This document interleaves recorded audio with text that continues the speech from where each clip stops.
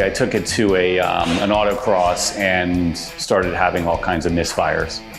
And so went to my local mechanic, very established mechanic, and they were like, well, we don't know what it is, but it could be lifters, and that's like over $20,000 for us to do that. Second time dropping the engine in 3 months. And they said, and there's no guarantee this is the problem, no guarantee long-term that that'll solve your problems. So I did a lot of research. I love to research things.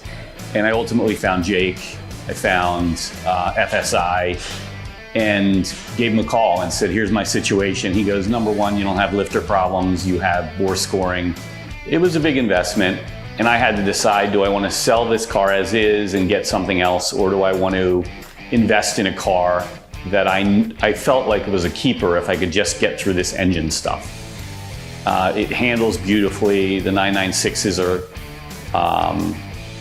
they're smaller, and I think they're great cars when you get through all this engine stuff.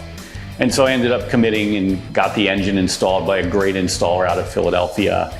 And the experience of just working with Jake, who's super honest, and then the installer, who was amazing, which cost me less to have this this engine installed than it would have cost me at another guy to do just the lifters. So, I did pay a lot for the engine, but I felt like this was a good situation since I want to keep this car for a long time.